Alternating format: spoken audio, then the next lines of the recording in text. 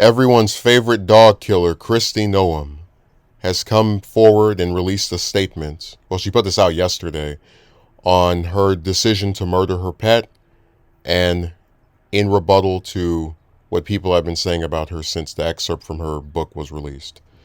I can understand why some people are upset about a 20-year-old story of Cricket, one of the working dogs at our ranch, in my upcoming book, No Going Back.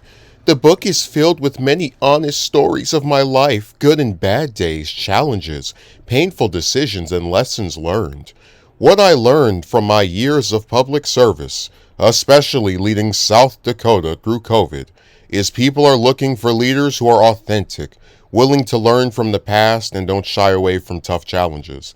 My hope is anyone reading this book will have an understanding that I always work to make the best decisions I can for the people in my life.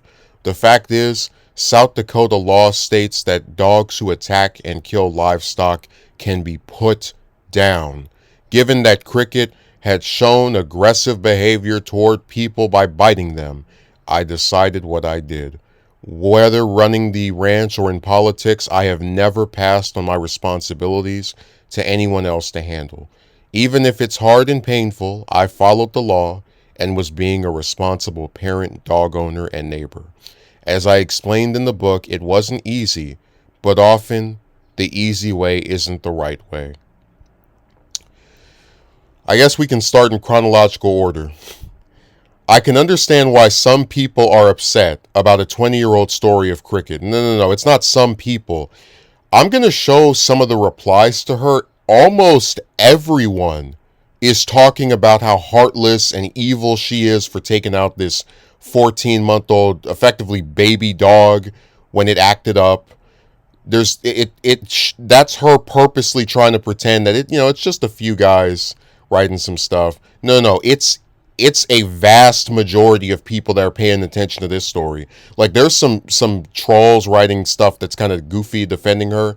I know there was one person who said something to the effect of, you haven't even read the book. And you're just like, well, we read the excerpts. And she hasn't denied that that's in the book. But no, it is most people are upset about a 20-year-old story. The book is filled with many honest stories of my life, good and bad days, challenges, painful decisions, and lessons learned. Well, clearly not the lesson of how to train your dog. And it wasn't a painful decision if she admits that she hated the dog, which was an excerpt that was published from the book. I can't imagine putting down a dog that you despise would be painful.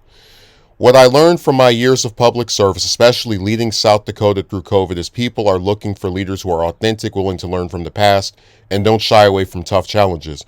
Well, I remember her COVID response where she refused to endorse a mask mandate, and that caused a lot of people to get sick and die, which was really insane when you consider just how, like, for as small as South Dakota is, they had an excessive number of deaths because she didn't enforce any laws. There was no leading of the state. There was an abandonment of responsibility on her part. And as far as willing to learn from the past, well, here she is. My thing is, I would have so much more respect for her, because I think apologies do go a long way. She said, listen, I am not proud of taking out my animal. I felt like I should get it off my chest in case someone else revealed it, or maybe just to show that I've changed. I don't do this anymore with my pets. In that case, if she were to apologize and say that she was willing to learn from the past, then I would be more forgiving of her. But she doesn't do that. She doubles down on it. Don't shy away from tough challenges. She did shy away from the tough challenge of leading her state through a pandemic. She abdicated on. She didn't do anything other than ignore protocols and get more people killed. My hope is anyone reading the book will have an understanding that I always work to make the best decisions I can for the people in my life. The fact is, South Dakota law states that dogs who attack and kill livestock can be put down. Given that Cricket had shown aggressive behavior toward people by biting them, I decided what I did. Oh, so her way of getting out of being responsible for murdering her pet when she really did not have to is to say, oh, the law lets me do it. Well, the law lets people cheat on their spouses. The law lets people litter. I mean, there's plenty of things that the law allows people to do in the general sense of, if it sometimes it's not on the books when you do something wrong, But just because it's not wrong in the eyes of the law doesn't mean it's not wrong in any type of moral-based society. The fact that there's been such a backlash towards her for killing this dog, whether it was 10 years ago or 20 years ago, shows that the law of morality is outweighing whatever laws are on the books in South Dakota. Whether running the ranch or in politics, I have never passed on my responsibilities to anyone else to handle. I'd actually say she's running from addressing this directly. She probably was hoping it would die down after a few days, and then when she saw how big the backlash was getting, she decided to tuck her tail out and say something. Even if it's hard and painful, I followed the law and was being a responsible parent, dog owner, and neighbor. A responsible parent, because she doesn't address the goat story, right, where she killed the goat that pushed her kids down. Responsible parent would not have her kid around animals that she genuinely believes to be a threat towards them. Responsible dog owner would train her dog instead of ending its life when it goes and kills something that, we're talking about chickens here, that she was going to eat anyway. And a responsible neighbor would not have her pet around something that is going to, her untrained pet, mind you, around something that's going to set it off and cause it to act in an aggressive way that can have damaging consequences for either the neighbor or the dog owner herself. So she may have been following the law, but she was being an irresponsible parent, dog owner, and neighbor at the same time. As I explained in the book, it wasn't easy, but often the easy way isn't the right way. Listen, it would be one thing if she said, I really love this dog. It was my favorite pet. It was sick, and I felt like there was nothing else I could do.